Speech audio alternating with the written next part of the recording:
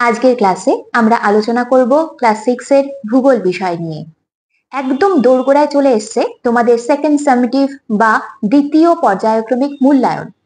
সেই মূল্যায়নের সিলেবাসে থাকা বিভিন্ন অধ্যায়গুলি নিয়ে নানা প্রশ্ন উত্তরমূলক ভিডিও আমি আগেই দিয়েছি। আশা করি সেই ভিডিওগুলি তোমরা দেখেছো। তবে আজকের এই ভিডিওটি, এই ক্লাসটি কিন্তু একটু অন্যরকম। এই ক্লাসটি ভীষণ ইম্পর্টেন্ট, কারণ আজকের এই ক্লাসে তোমরা পেয়ে যাবে ক্লাস 6 এর ভূগোলের লাস্ট মিনিট সাজেশন।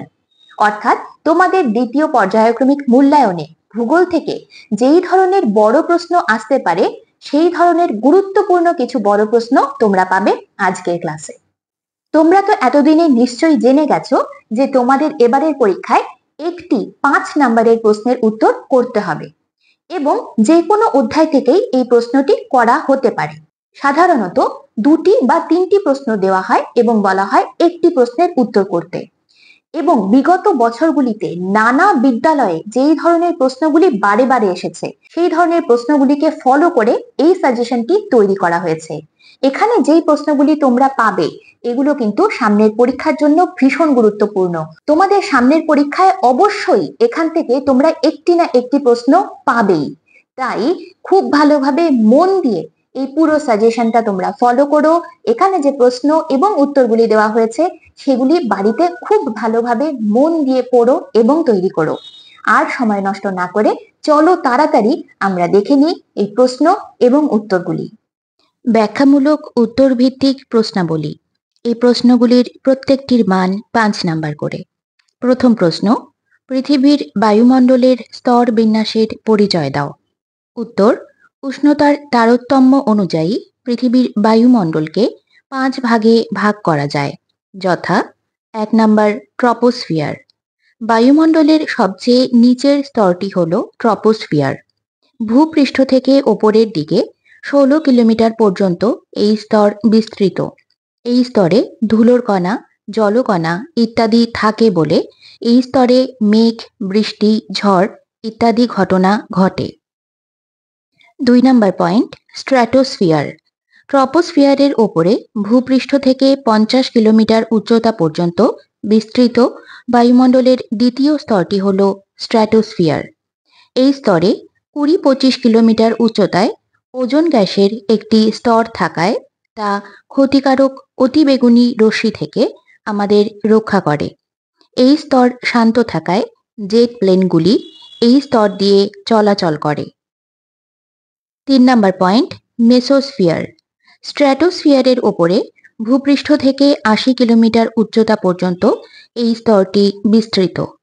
মহাকাশ থেকে ছুটে আসা উল্কাগুলি মূলত এই স্তরে এসে পুড়ে ছাই হয়ে যায়। 4 নাম্বার, থার্মোস্ফিয়ার। মেসোস্ফিয়ারের ওপরে বায়ুমণ্ডলের চতুর্থ স্তরটি হল থার্মোস্ফিয়ার। মেসোস্ফিয়ারের ওপরে প্রায় 300 কিলোমিটার উচ্চতা পর্যন্ত এই স্তরটি বিস্তৃত। এই স্তরে বেতার তরঙ্গ প্রতিফলিত হয়ে পৃথিবীতে ফিরে আসে, তাই আমরা রেডিও শুনতে পাই। 5 নাম্বার, এক্সোস্ফিয়ার। থার্মোস্ফিয়ারের ওপর বায়ুমণ্ডলের পঞ্চম স্তরটির নাম এক্সোস্ফিয়ার। কৃত্রিম উপগ্রহ, মহাকাশ স্টেশন প্রভৃতি এই স্তরে থাকে। এই স্তরের পরই আছে সীমাহীন মহাকাশ। 2 নাম্বার প্রশ্ন, বায়ুমণ্ডল না থাকলে পৃথিবীতে তার কি প্রভাব পড়ত? উত্তর, বায়ুমণ্ডল না থাকলে পৃথিবীতে তার যে প্রভাব পড়ত তা হল 1 নাম্বার, উদ্ভিদ ও প্রাণীর জীবন ধারণে সমস্যা।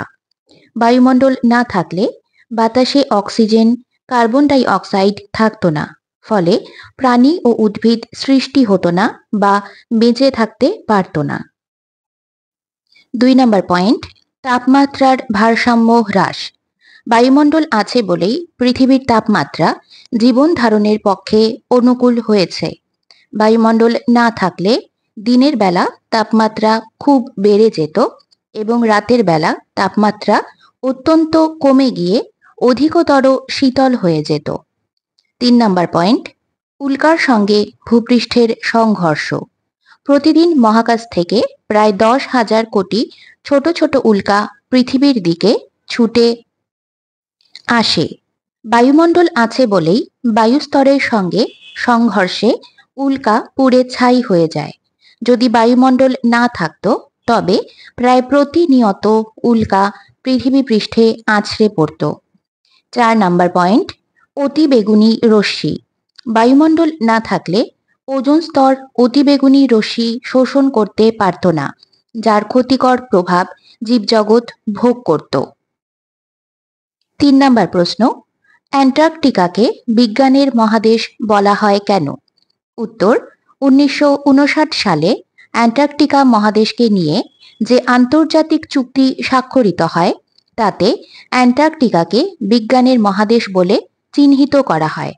সেই চুক্তি অনুসারে এই ভূখণ্ড কোনো দেশের অধীনে নয়।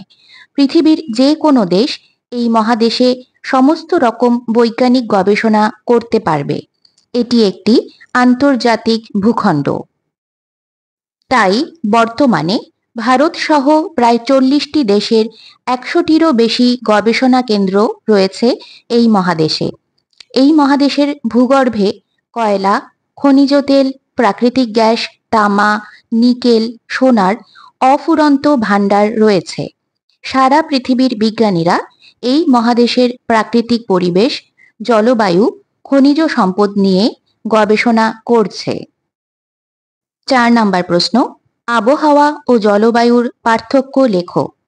উত্তর, আবহাওয়া কোনো নির্দিষ্ট স্থানের নির্দিষ্ট সময়ের বায়ুমণ্ডলের বিভিন্ন উপাদানের অবস্থাকে বলা হয় আবহাওয়া।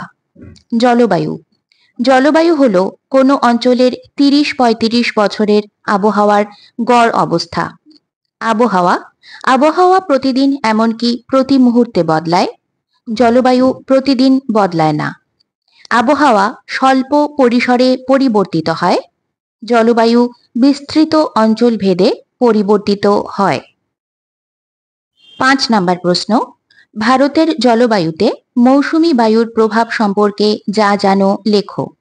উত্তর, ভারতে গ্রীষ্মকাল দক্ষিণ পশ্চিম মৌসুমী বায়ু এবং শীতকাল উত্তর পূর্ব মৌসুমী বায়ু দ্বারা প্রভাবিত। প্রথম পয়েন্ট, দক্ষিণ পশ্চিম মৌসুমী বায়ুর প্রভাব।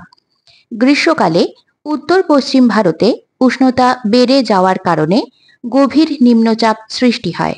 এই সময় বঙ্গোপসাগর ও আরব সাগরের ওপর থেকে উচ্চচাপযুক্ত জলীয় বাষ্পযুক্ত বায়ু দক্ষিণ পশ্চিম মৌসুমী বায়ু রূপে ভারতের স্থলভাগের দিকে প্রবাহিত হয় এবং ভারতে বৃষ্টিপাত শুরু হয়। এই বায়ুর আরব সাগরীয় শাখা পশ্চিম ঘাট পর্বতের পশ্চিম ঢালে প্রচুর বৃষ্টিপাত ঘটায় এবং এই বায়ুর বঙ্গোপসাগরীয় শাখা গারো, খাসি, জয়ন্তিয়া পাহাড়ের দক্ষিণ ঢালে ও পশ্চিমবঙ্গে প্রচুর বৃষ্টিপাত ঘটায়। পরের পয়েন্ট, উত্তর পূর্ব মৌসুমী বায়ুর প্রভাব। বর্ষার শেষে আসে শরৎকাল। এই সময় সেপ্টেম্বর মাসের শেষে বা অক্টোবর মাসের শুরুতে স্থলভাগ থেকে জলভাগের দিকে বায়ু চলাচল শুরু করে। এই বায়ুকে বলা হয় উত্তর পূর্ব মৌসুমী বায়ু। স্থলভাগ থেকে আসার কারণে জলীয় বাষ্প কম থাকায় এই বায়ুতে বৃষ্টি প্রায় হয় না। তবে বঙ্গোপসাগরের ওপর দিয়ে প্রবাহিত হয়ে এই বায়ু যখন ভারতের দক্ষিণে করমণ্ডল উপকূলে পৌঁছায় তখন সেখানে বৃষ্টিপাত ঘটায়। এছাড়াও এই বায়ুর প্রভাবে পশ্চিমী ঝঞ্ঝার কারণে উত্তর পশ্চিম ভারতে মাঝে মাঝে বৃষ্টিপাত ও তুষারপাত হয়ে থাকে। তোমরা দেখলে প্রশ্ন উত্তরগুলি। এই প্রশ্ন উত্তরগুলি সামনের পরীক্ষার জন্য ভীষণ গুরুত্বপূর্ণ, কারণ এখান থেকে সামনের পরীক্ষায় তোমাদের একটি না একটি প্রশ্ন অবশ্যই আসবে।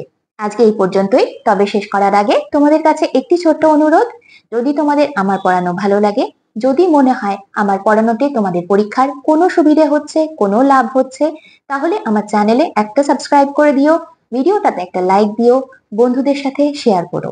আজকে এই পর্যন্তই। পরের দিন আবারও দেখা হবে তোমাদের ক্লাস 6 এরই ইতিহাস বিষয়ের আরো একটি লাস্ট মিনিট সাজেশনের ভিডিও নিয়ে, যেখানে আমি 3 নম্বরের যে প্রশ্নগুলি আসে সেই রকম গুরুত্বপূর্ণ প্রশ্ন ও উত্তর নিয়ে আলোচনা করব।